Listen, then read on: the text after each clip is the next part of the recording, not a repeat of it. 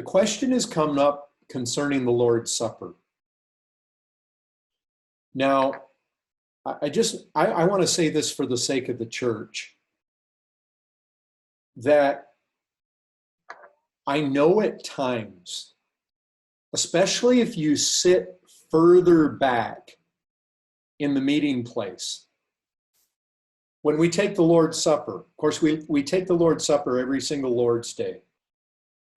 And what can happen if you sit far enough back in the church is you may notice who takes it. And the question comes up. The question will always come up. You know what? If you have the same people in church every single Sunday, if you basically have the same 32 people in the church every Sunday, you never have visitors, and it just goes on like that for year after year, this doesn't become a problem as far as who's taking the Lord's Supper.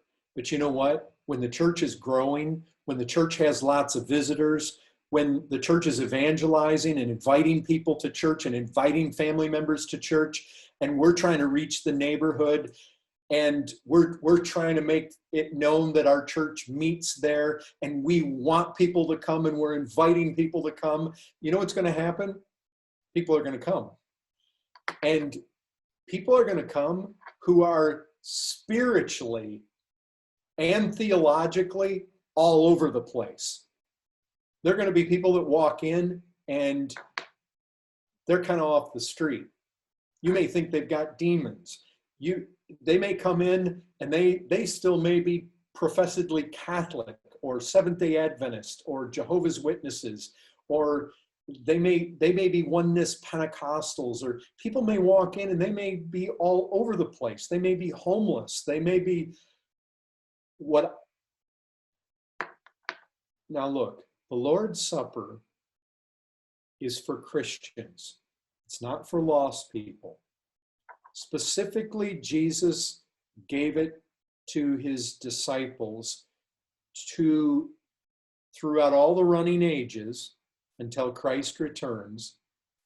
The church has been given this to do in remembrance of Christ, to bring the death of Christ back to the forefront of our minds.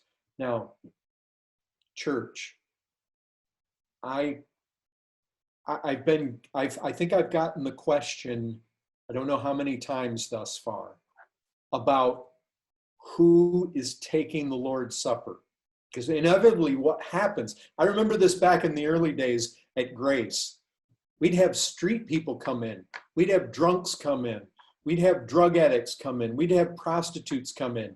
And sometimes in our afternoon services or our evening services, when we held the Lord's Supper, the deacons would purposely not hand the elements to certain individuals. And I can remember one scenario where the guy came out of his seat and just basically reached over somebody else, and he got his hand in there. And I mean, look, I remember those days. There were certain people in the church that would get so disturbed about anybody taking the Lord's Supper that they thought was perhaps lost.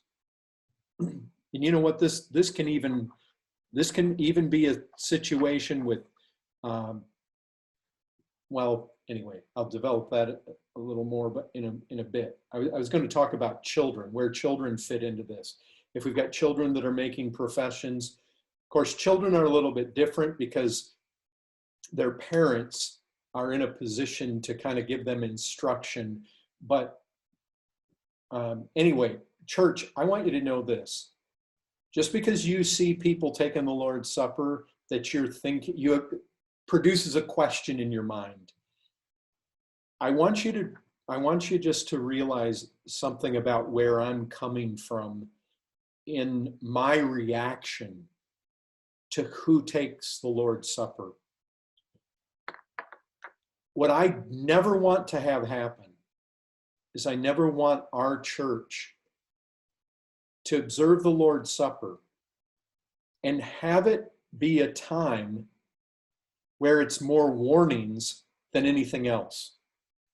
And some churches can get like that. They have the Lord's Supper and they spend an inordinate amount of time giving warnings about who should not take the Lord's Supper. And I don't want to do that, because I think that the moment you do that, you bring the focus off of Christ and you put it on something else. And I simply don't want to do that.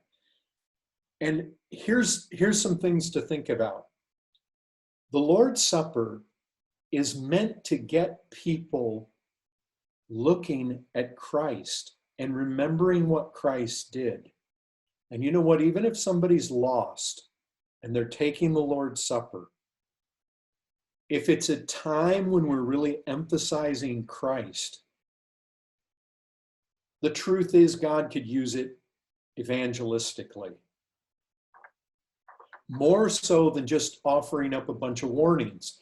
And what I have typically found is that no amount of warnings keeps the person you don't want taking it from taking it. Lots of warnings tend to keep people who should take it from taking it, but never the guy who shouldn't take it. He doesn't even hear those warnings.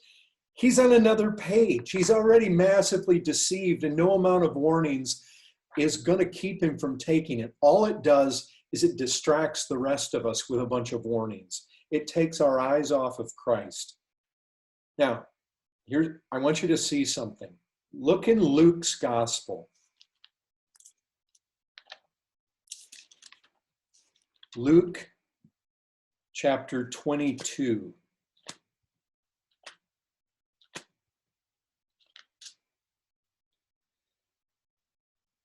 In Luke 22, it's Luke's account of the Lord's Supper, that last Passover. Look with me at verse 17. Notice something. Christ took a cup. He gave thanks. He said, "Take this, divide it among yourselves. I tell you that from now on I will not drink of the fruit of the vine until the kingdom of God comes." And he took bread, and when he had given thanks, he broke it and gave it to them, saying, "This is my body, which is given for you. Do this in remembrance of me." Now, all the focus here is on Christ. No warning. He doesn't even take their minds off of what he's doing, wanting them to remember him. He doesn't give them a single warning. Now, why would he do that? You say, well, because they were all Christians and he knew it. No, they weren't. Notice verse 20. Likewise, the cup, after they had eaten, saying, "This cup that is poured out for you is the new covenant in my blood. For behold, but behold, the hand of him who betrays me is with me on the table. For the Son of Man goes as it has been determined, but woe to that man by whom he is betrayed." And then, of course, they began to question which of them was going to do this. What's my point? My point is Jesus didn't give a single warning, and Judas was right there. Also, I want you to see something. Turn to 1 Corinthians chapter 11. 1 Corinthians chapter 11.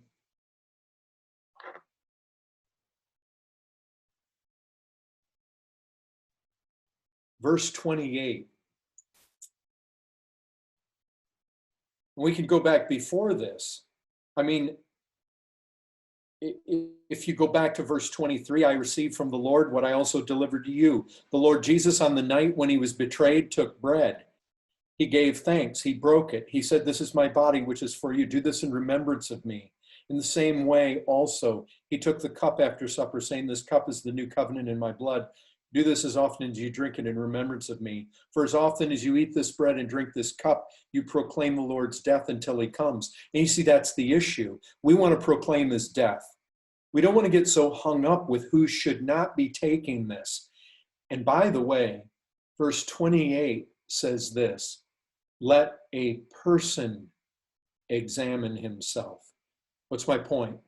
The point is that you will never find anywhere in the New Testament where the church is responsible to police the Lord's table.